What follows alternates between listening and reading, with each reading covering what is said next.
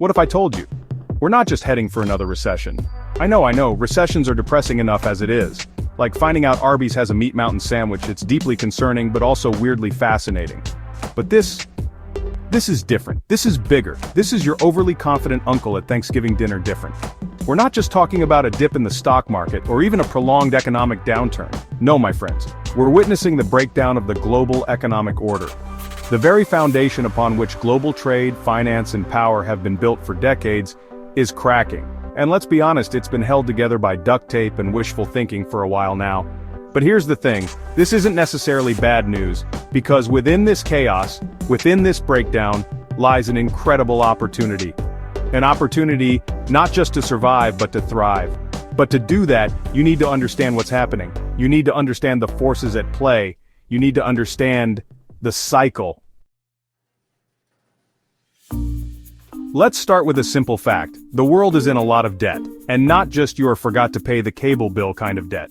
We're talking about nations racking up more debt than a college freshman with their first credit card. The kind of debt that makes you want to invent a time machine, go back, and slap that credit card out of their hand. But it's not just the debt, is it? Currencies are being devalued faster than a Beanie Baby collection in a flood. Remember those? People thought they were investments. Turns out, not so much. The point is, the things we rely on, the things we're told are stable, they're not. Trust in governments? Well, that's about as high as my faith in a spider not crawling in my mouth while I sleep, which is to say, non-existent. People are losing faith in the systems that govern their lives, and frankly, can you blame them? But the real kicker? It's not just one thing, it's not just debt or currency devaluation or political instability. It's all of it happening at the same time. It's like the universe looked at 2023 and said, you know what, let's just crank everything up to 11. 5 powerful forces are converging, colliding, and reshaping the world as we know it. Buckle up, kids. It's going to be a bumpy ride. First up, let's talk about everyone's favorite subject, money. Or more specifically, the lack thereof. See, nations around the world have a nasty habit. They spend more than they earn. It's like a teenager with their parents' credit card.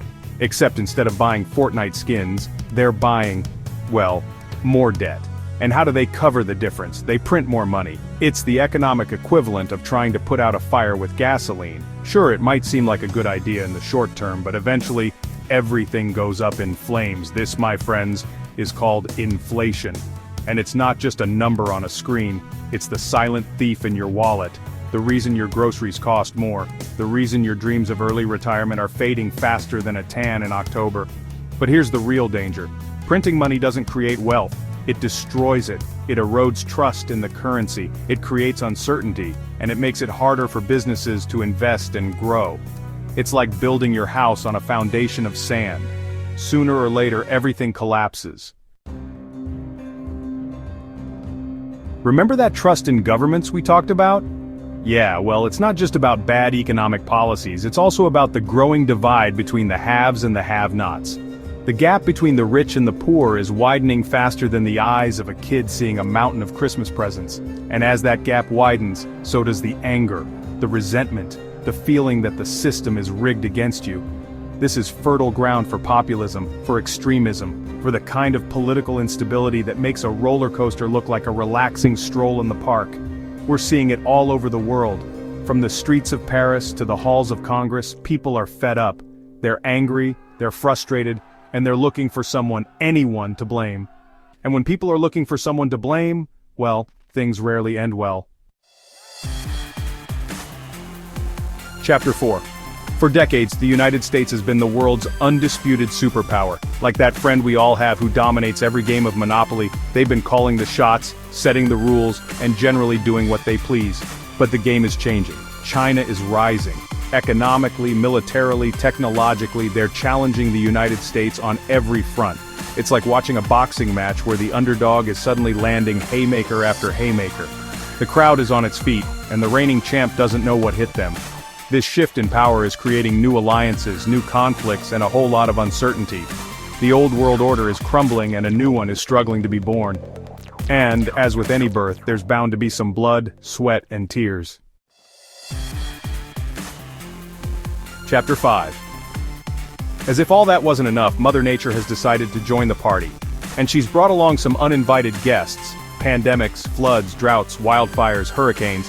Just your average casual apocalypse starter pack. These natural disasters are becoming more frequent, more intense, and more unpredictable. They're disrupting supply chains, devastating economies, and forcing millions to flee their homes. It's like the planet is sending us a very clear message. Get your act together, humans, or get off my lawn. And the worst part, this is just the beginning. Climate change is real, it's here, and it's only going to get worse. So yeah, buckle up those seatbelts even tighter. This ride is about to get a whole lot bumpier. Chapter 6. Just when you thought it couldn't get any crazier, along comes the technological revolution. Artificial intelligence, robotics, biotechnology, they're changing everything. The way we work, the way we live, the way we even think. It's like someone hit the fast-forward button on human history. And while these technologies have the potential to solve some of the world's biggest problems, they also come with a whole new set of challenges. Mass unemployment, social upheaval, the rise of autonomous weapons. It's enough to make your head spin faster than a hard drive on overdrive. We're on the cusp of a new era, an era where the lines between man and machine are blurred, where the impossible becomes possible, and where the future is more uncertain than ever before. So, no pressure or anything. Chapter 7. Now you might be thinking, Vikram, this is all very bleak. Are you telling me the world is ending? And the answer is, maybe. Look, I'm not an optimist, but I'm also not a pessimist. I'm a realist. And the reality is this has all happened before. Throughout history, empires have risen and fallen in a predictable cycle. The Dutch, the British, and now, the United States. It always follows the same pattern. Victory, prosperity, debt, division, decline, conflict, reset. It's like a cosmic clock, ticking away, reminding us that nothing lasts forever. And right now, the alarm bells are ringing. The United States, the dominant power for the past century, is showing all the classic signs of decline. Record debt, political polarization, social unrest, military overreach, it's all there. Chapter 8. Don't just take my word for it, look around. The evidence is everywhere. The United States is drowning in debt, with no end in sight.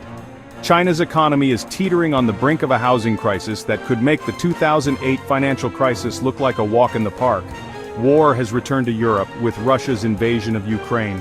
Tensions between the US and China are at an all-time high. These aren't isolated incidents. They're symptoms of a much larger trend. The global order is breaking down, the old rules no longer apply, and the future is more uncertain than ever before. Chapter 9, but here's the good news. Every time this cycle has repeated itself, the world hasn't ended, it's reset. A new order has emerged, often stronger and more resilient than the one before. But here's the catch. Not everyone benefits from this reset. The nations, and the people who thrive during these periods of upheaval, are those who are prepared. Those who understand the cycle, who see the warning signs, and who take steps to protect themselves. They're the ones who diversify their assets, who invest in their education, who build relationships across borders, and who embrace change. They're the ones who surf the waves of chaos, instead of being crushed by them. So, what can you do? How can you prepare for this global reset?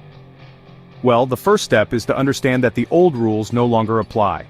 The days of relying on a single job, a single investment, or a single country are over. You need to diversify. Diversify your assets. Don't put all your eggs in one basket. Invest in a mix of stocks, bonds, real estate, precious metals, and even cryptocurrencies. And don't forget about alternative assets like art, collectibles, and even fine wine. Diversify your income.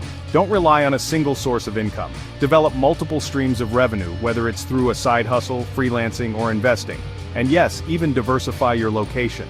Consider living in or having a backup plan for a stable, productive country with a strong economy, a stable political system, and a high quality of life. But most importantly, invest in yourself. Invest in your education, your skills, and your network. The more you learn, the more adaptable you become. The more skills you have, the more valuable you become. And the stronger your network, the more opportunities will come your way. This isn't about fear-mongering, it's about empowerment. It's about understanding the forces that are shaping our world and taking control of your own destiny.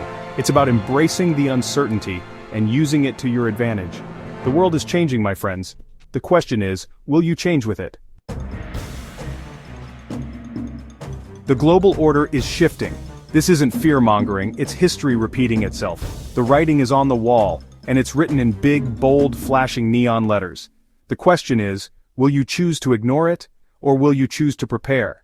The choice is yours, but choose wisely, because the decisions you make today will determine the life you live tomorrow.